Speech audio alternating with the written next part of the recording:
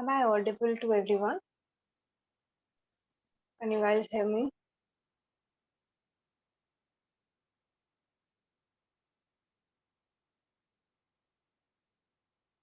Hello. Am I audible?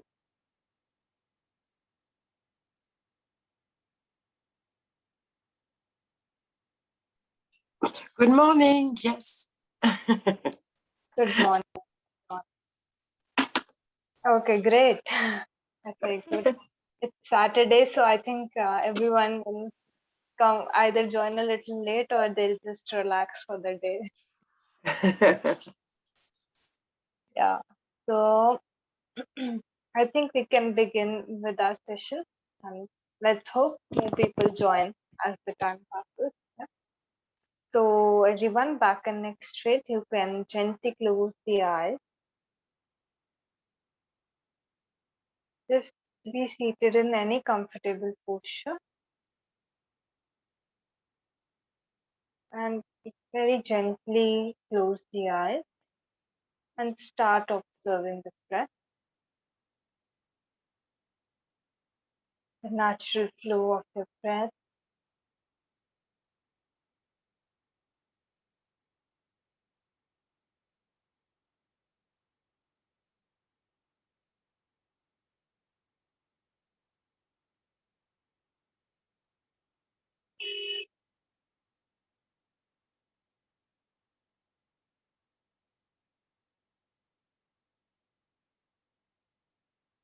Bring your mind back to the present moment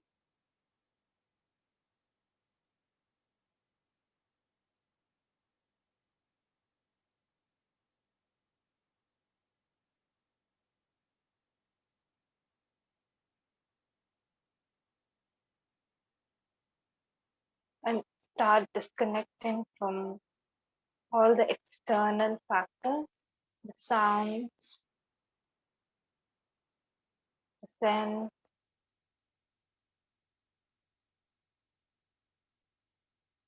all your senses, and then slowly keep the mind focused on the breath.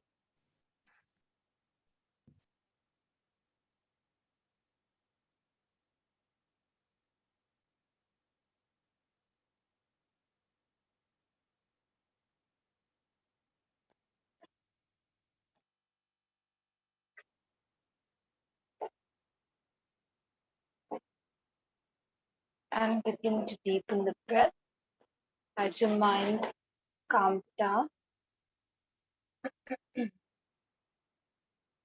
The breath will naturally become slow, long, and deep.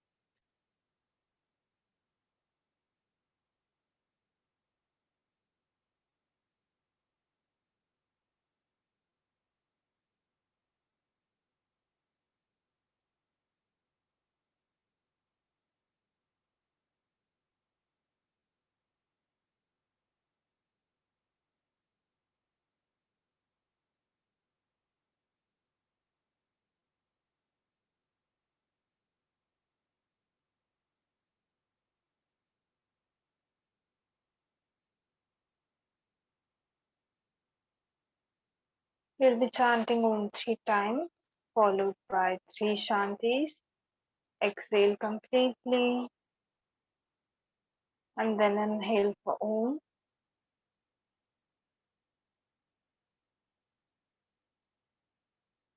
Om.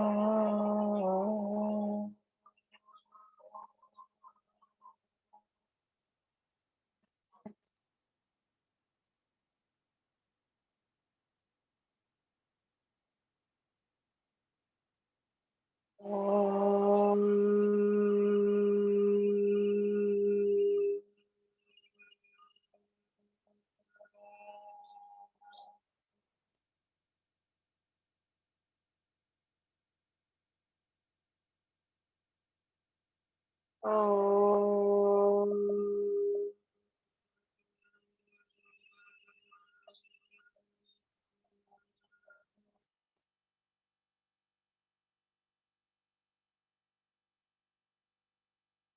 Shanti, Shanti. Shanti.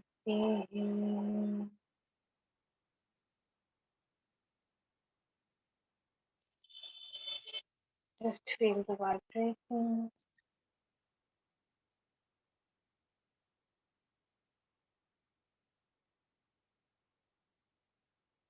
Join both the palms together in front of the chest. Stand up the palms together. Place them over the eyes. Very slowly while blinking and looking at the palms. Open up your eyes. Come back with a big smile. And Namaste to everyone. Let us begin today's session. So, till now we have discussed the meaning of yoga. We have, covered the history, development, origin of yoga. So today we are going to have a very, I can say, a very um, relatable topic, lifestyle of a yoga practitioner. So we're going to touch upon topics like food, and how our thoughts are supposed to be, like not supposed to be. When you enter into yoga, this is what starts happening. So the thoughts also start getting aligned in a way. All of these things that happen, what has been talked of, and these things, like the things that I'm referring to, are being discussed. So from the yogic point of view, the lifestyle, what is the lifestyle of a yoga practitioner? So for you guys, so you can set this as your target. Okay. So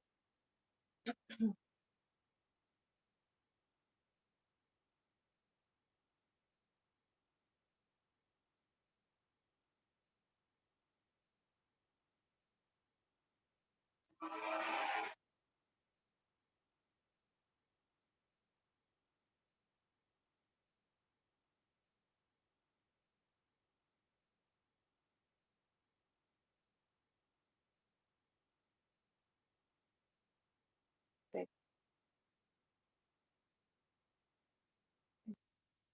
lifestyle of a yoga practitioner. Okay. So before starting this topic, it's very important for you to understand that yoga is not something which has to be done separately. You have to take out time separately for it every day. Or it is not something that cannot be practiced by you guys because you live in a world where you have to fulfill your responsibilities. No, yoga is a lifestyle actually. It's the way in which you live, how the actions, whatever actions you perform during the day, how are you going to change them? How are you going to change the way in which you view things? That is what actually yoga is. Apart from the asana, pranayam practices, all of these practices have an impact on the mind. As you go deeper into these practices, naturally a state of detachment, naturally a state where you are devoted to your action, where there is full concentration, all of these things start happening naturally to you. Okay. And unless and until your 1 or 2 hour practice isn't showing an impact on the remaining 22, 23 hours, until that point, yoga is just like any other gym practice for you. Why? Because your entire lifestyle should support those 1 or 2 hours during the day. People think that they can follow, they can adopt, I would say, unhealthy habits and then practice yoga to set them off. Okay, so in the modern times, this is a very popular concept where in 22 hours, do whatever you want, and then for 2 hours if you practice yoga, people believe that they are at least able to balance things out, but that is not the case. In fact, after yoga, if you go fall back into your old habit patterns, it will harm you more. Why? Because now, let me take an example. Suppose you used to consume alcohol earlier, then you started yoga, you left alcohol. So you practiced jalneti, you practiced kunjal, where we take out the water from, drink a lot of water and then take it out. So when you do this, when you are working on the cleansing of the body, the body will become more sensitive than it was before. So now, because my body is being cleansed, the level of sensitivity will go up. Now, if I indulge in the same alcohol habits or all of those habits, it will harm me more because I have at least cleansed everything. So everything has become very sensitive. So when you're practicing yoga, you have to be very careful of how you are conducting your day-to-day life, because otherwise it will harm you more. Now, because you're becoming more aware of things by like consciously or subconsciously, it's not like uh, necessary that everybody is consciously becoming aware, but subconsciously, because you're practicing yoga, you are becoming aware. Okay, so unless and until your 22 hours don't start to change, those 2 hours will do you very less benefit. Okay, so those 2 hours will just go maybe in reaching to level zero. You go to minus 10, and those 2 hours will help you to reach to level zero. But what we are doing in yoga sadhana is we are at level zero right now, we're beginner level, and we want to go at 100. So it has the capability to take you to 100. But if you do not allow it, then there is no way in which you can reach that 100. Okay, so you now have a tool basically in your hand to navigate through life, to navigate through situations, through people, you know. But it is up to you how you are using it. And that is where the lifestyle part comes in, where whatever I'm learning, I'm able to implement it. So, like in meditation, you must have done breath awareness, anapan, you would have performed. So, every once in a while, whenever you are going about your day, you suddenly notice your breath. So, what is happening is your 1 hour meditation class that has now started reflecting in those remaining hours of the day. So, that is what you are aiming for. So, whatever you learn in philosophy, if you can, try to implement one or two things when you go back, when the classes end, you have the rest of the day, or tomorrow you will have off. So, you can just observe yourself, you can just see how you are able to implement these things. Okay, when yoga becomes a part of your lifestyle, you see drastic changes in your life. Okay, so it isn't necessary that you stick to 10 practices, but the one that you are adopting, or two or three, as per your own will, you can choose. There is so much variety. The best part about yoga is that there is so much variety, so you can choose. Nobody is forcing you. Whichever thing that you like, you can choose, and then you can implement it in your day-to-day life. Okay, and that implementation, that proper implementation, is what is going to show you very like life changing results. So it's not the big things that you have to work on, it's just the little ones. That is the um, best part of making a change in life. You just have to start doing one thing and be continuous about it, and it's going to get a drastic change in your life. Okay, so first let's see what we are going to talk about. So first thing today we are going to discuss is the food. We also call it ahar, AHARA, food.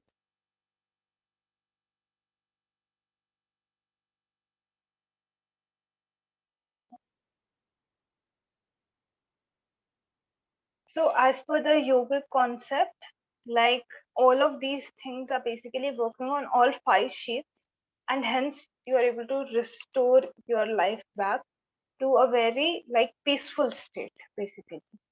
So the first thing that is very commonly talked of is the food. Okay, and why the food? So food has a great impact on how you're functioning throughout the day. Okay?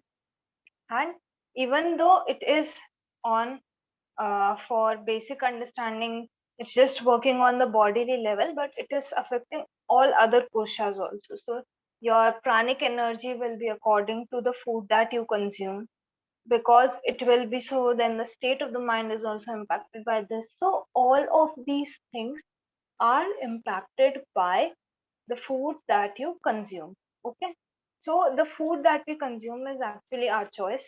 Yes. So one thing is that in modern terms, food is generally classified in the form of a balanced diet. Okay, so if you're following the modern approach, then make sure that you have all the nutrients as per the balanced diet. So carbohydrate, fats, proteins, everything you are consuming. If you're going for the modern approach, the way in which science looks at the food, then you need to make sure that you are taking all the nutrition properly. Okay. Now, if we come to the yogic terms, then the concept of mitahar. Okay, I will just write this down on the chat box.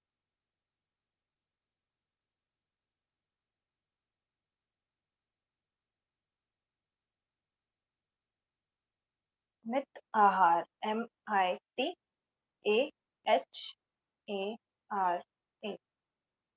This concept comes in when you are coming into yogic practice, when yoga is going to become a part of your day-to-day life. That is when you're going to try to shift to this path. Okay, so don't go for extremes that today you are your consumption pattern is in a certain way and immediately you switch to the concept of mitaha.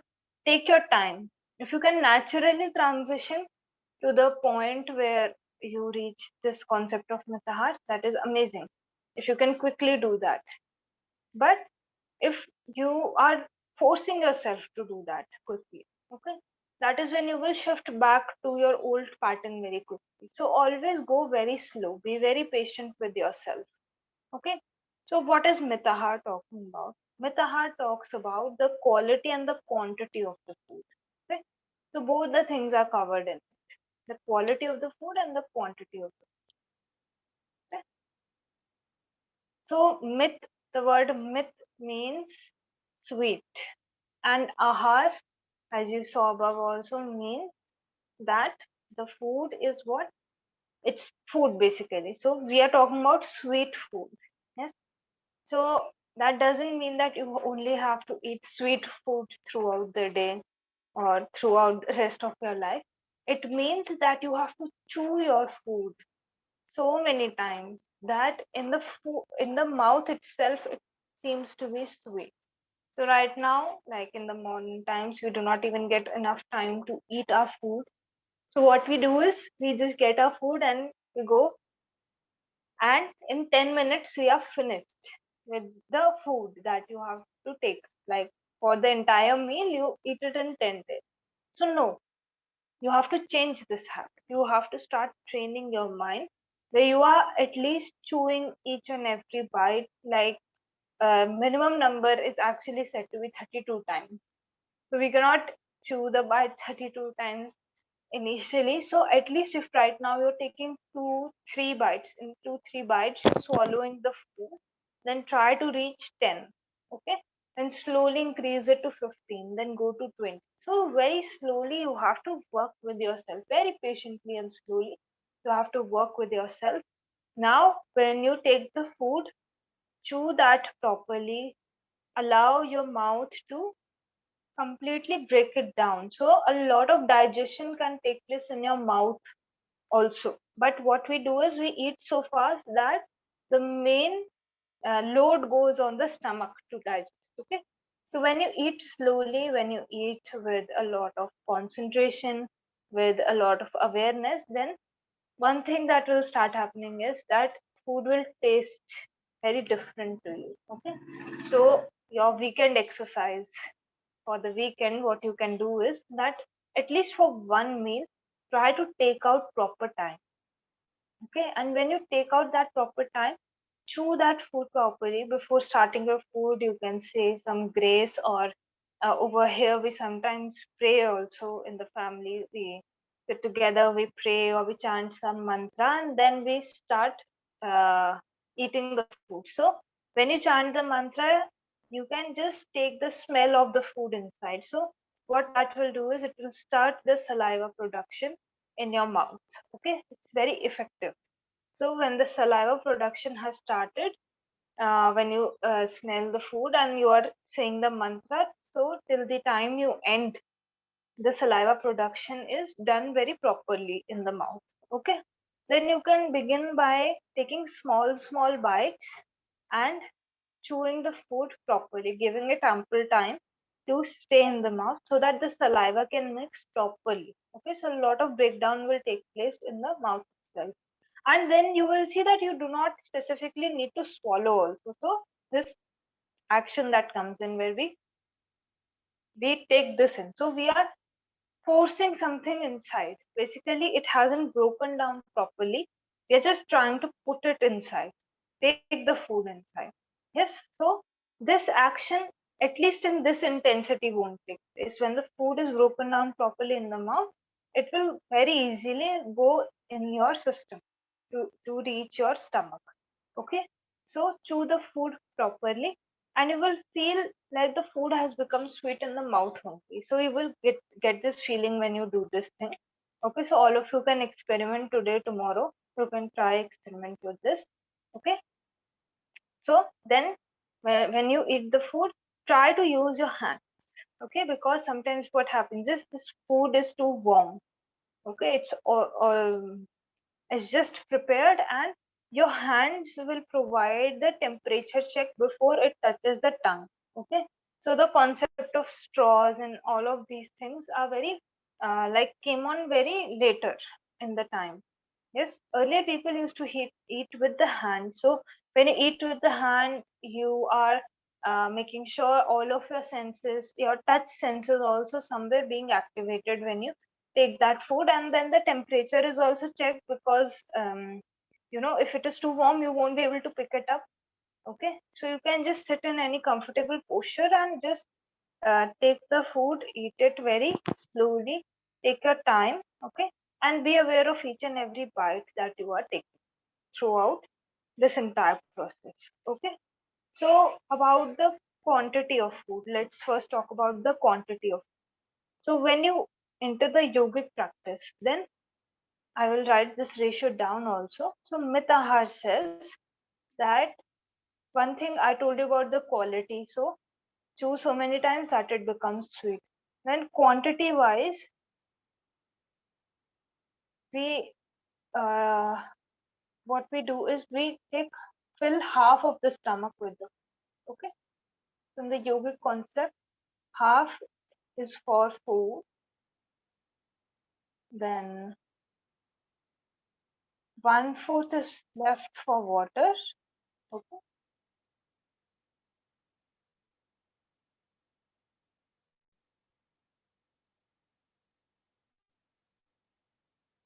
and 1/4 is left for air.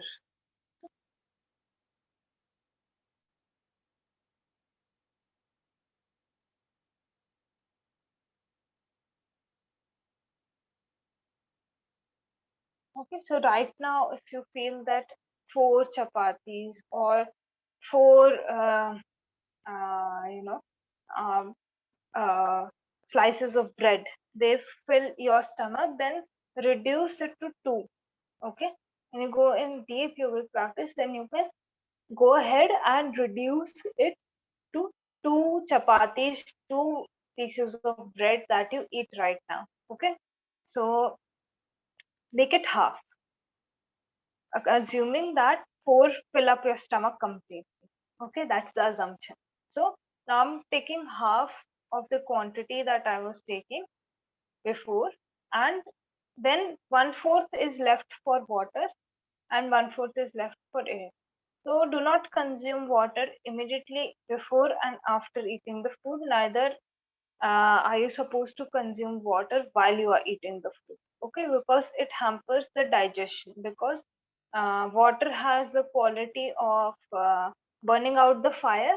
Yes, so you can think of it as like the fire that is produced in the stomach so that the food can get digested properly. When you take water, it will make sure that the fire is gone basically. Okay, बुझ जाएगी वो आग, जैसा we say in English, sorry, in Hindi. So it will reduce the digestive fire, and as a result of that, you will take very long to digest the same food. Okay, so make sure that you're taking water like at least 1 hour before you eat, and 1 hour after you eat. Okay, so that is the gap that you have to maintain. Okay, then what is the sentiment with which you should eat food? So sentiment is also very important when you are consuming the food. So most of us, whenever we see something very delicious or tasty, we immediately like go to that place and immediately we want to have that thing. Yes. So we do not need that time gap where I am looking online and then I wait for so long before that food is delivered. So if I'm standing in the market, I will immediately go and buy and eat that. And what will happen is there is so much attachment with that food that I'm consuming. Why? Because my taste buds, they really like that taste. Okay. So I get attached to the food. Someday it rained outside and the delivery boy wasn't able to come, and I had set up all of these dreams of eating this. I ordered everything, but due to heavy rainfall, the delivery boy wasn't able to come. There was so much suffering. The market was shut. Say I went to the market only. The market was shut for that day. So much suffering, so much attachment to the food that we consume. Without realizing, we are attached to the food that we consume. And it is so hard for us to even fast for a single day.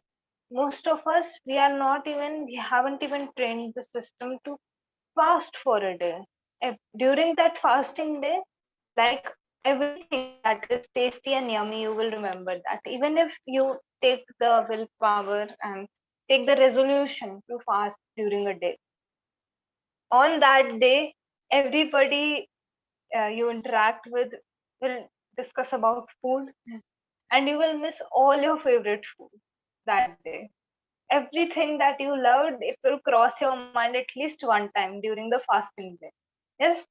So see, the mind is so weak. We are not able to even like control it for one day and leave the control. There is so much attachment to the food that we have around us. So many people eat out of stress.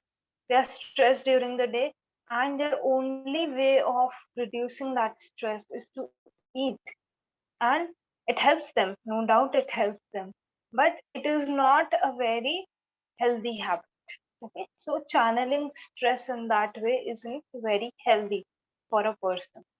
So, food, as per the yogic concept, should always be consumed. One thing is, first you offer it to God. Okay, so in India, we have multiple gods. So, you have the choice to choose. Okay, you have a wide variety of choices. So, you can choose the god, and in our tradition, we first offer the food, like part of the food, to the god, and after we give that food to the god, that is when we consume the food. Okay, so bhog lagana, we call it bhog lagana. Okay, so we first, the sentiment is offering that food to the god. Okay, second sentiment that comes in is that when I'm eating because it is a way for me to sustain my physical body. Okay, there is no attachment to the food. However, when I'm eating, there is a sense of detachment that comes along with it. That I'm eating food as a duty instead of eating food because you know I like this or I like that. I'm eating it because it is my duty to maintain my body.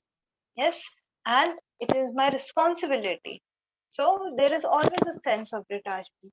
The offering of the food to God also also generates a a sense of detachment. When we offer the food to God, it creates a sense of detachment. Okay, from the food and the knowledge. Okay, so there is a lot of gyan also. When the yogi is eating the food, there is knowledge that this food is going to energize me, it's going to do me good, and once again it is not for me to get attached, it is only for me to sustain my body. Okay, so this quality starts to develop as you get into the practice of yoga. So even if you're able to cue in one of these intentions when you are eating, you will see a very drastic change, okay, in the way you are consuming food. Just pick up one of these things to start with. Okay, you don't have to go all the way, but start incorporating one or two things from whatever I have talked about, and that is going to help you immensely, like in gaining the nutrition also out of that food. So never eat food when you are angry or agitated.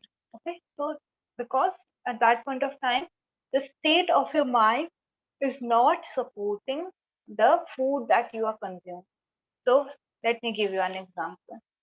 Suppose somebody is angry, okay, and then they are making food like this, making food like this, and you are seeing that, and then when you consume that food, you feel that the same energy has entered your body. Now you are somewhere agitated, you are very easily, like if somebody pokes you, you're very easily agitated. Why? Because there's a certain energy with which the food is also prepared.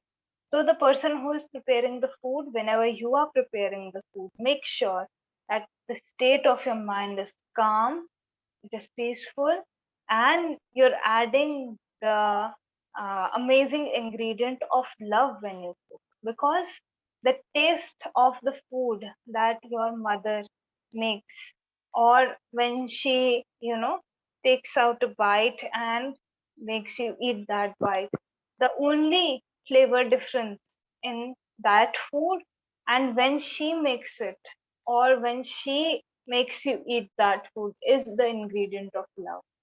Yes. So that is why in India we sometimes also say that uh, माँ के हाथ का खाना बहुत अच्छा लगता है. So that directly means that when my mother cooks, there is no other food like that. Like it feels so great when I consume that.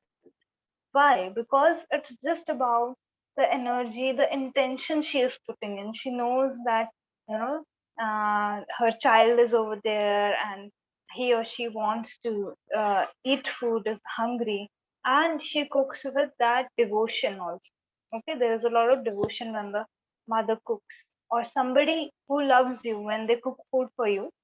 They have this amazing, intention set behind it, that now I'm making this for that person, my friend, you know and my kid, my friend, and the entire taste of the food changes. So always make sure that before you sit to eat, you just close your eyes, take a few deep breaths, and then start to eat your food. Okay, to relax your mind, like we open the class, we chant om. Yes, so it will help you to relax the mind, or you can go ahead, chant some mantra, that will also help you to relax the mind. Both of them will do the same thing for you. Okay, so the intention of the food is also like given when you discuss the yogic concept of ahar. So quantity we have discussed, quality we will still discuss one more thing that is left, and then the intention, always a peaceful state of mind. Okay, let me come to the quality part once again. So as per the yogic concept, we are also going to study three gunas in the future classes. So it is said that everything in this world has three qualities. Okay, and I will take the separate class, I will tell you properly. But for now, you need to know the names of the three qualities. So sattva,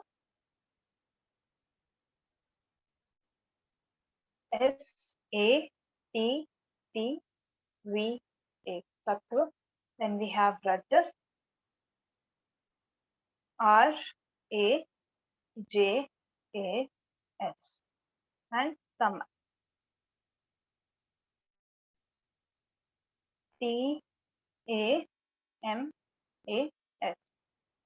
Okay, Rajas, Sattva, Tamas. So these are the three qualities of nature that are present. And depending on these three qualities, we have three types of foods also. So sattvic food, then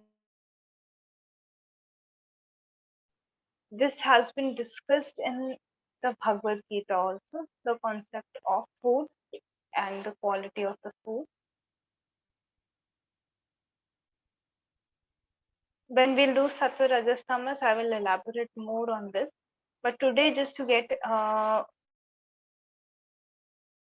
food is generally the one that should be preferred. Okay, so Sattvic is your first preference. Then Rajasic is the one which is generally less preferred. Okay, so if you're consuming Rajasic, it's not okay, but still it's better than going to Tamasic food. Okay, and the Tamasic food is the one which is least preferred. Out of the three, Tamasic food should always be avoided.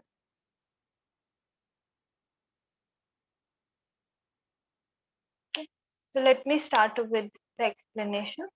So tamasic food, let me start with tamasic food, what you have to avoid. Okay. So what you have to avoid is food which has low pranic value.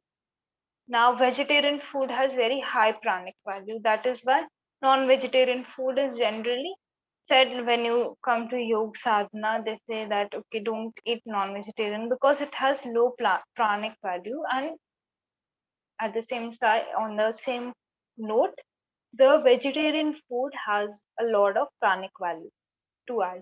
Okay, so tamasic food will include food which is packed. Okay, so packed food, junk food, fast food that we have, anything that will have preservatives in it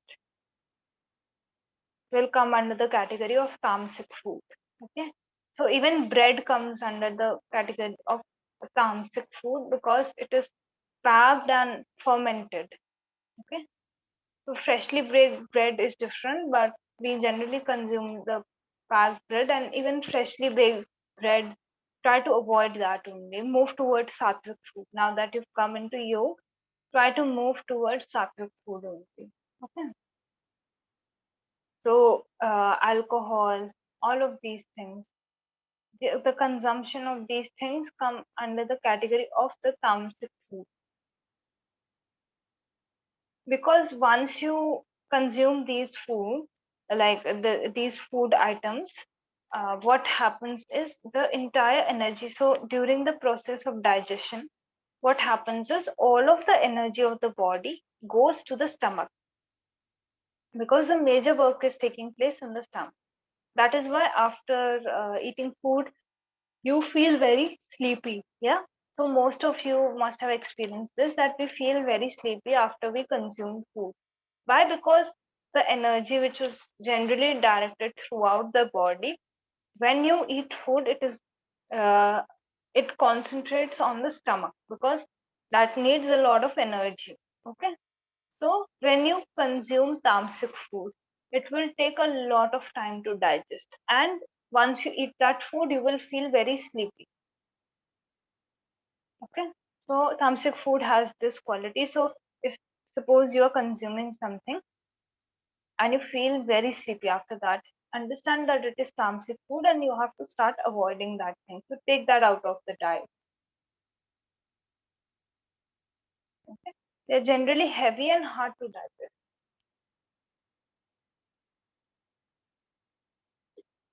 It makes the mind dull, and it makes the overall, like, it induces a lot of laziness and lethargy in the body.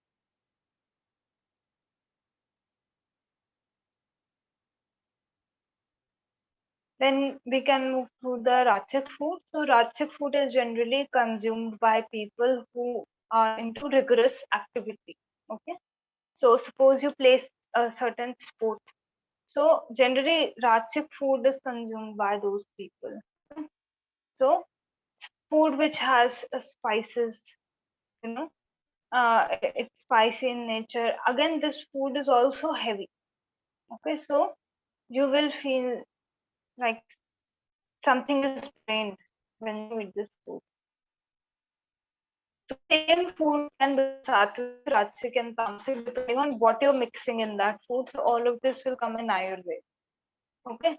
So suppose sometimes what students ask us is, that tell us the name of the food item which comes in the sattvic category. So suppose I give you an answer, and let's say I use a particular example, and then you go ahead, you say that okay, now I have been told that this is sattvic food. Say khichdi is sattvic food. Our yoga teacher told us it is sattvic food, so it is sattvic food. But the way in which it is prepared will determine, is it rajasic, is it tamasic, is it sattvic. Okay, so when we talk of sattvic nature, then there is like no spices are used in that food, generally no, very little spices in fact. And the main quality of sattvic food is it will give you a lot of energy, it will be digested very easily, okay, and at the same time it will not like make your mind dull. Okay, so the same khichdi can become rasic when I add a lot of spices to it. I add so many spices to that khichdi, then it will become rasic in nature. So what food does is it generates a lot of heat in the body. Okay? And hence it also puts your mind in a state where it is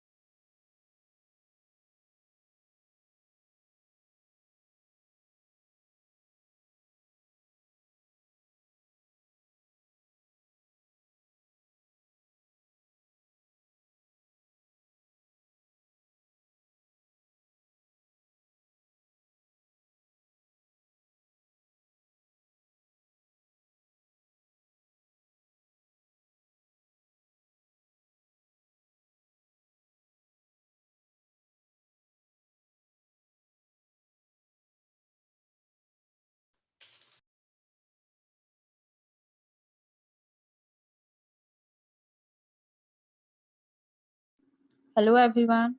Should we wait or end the class?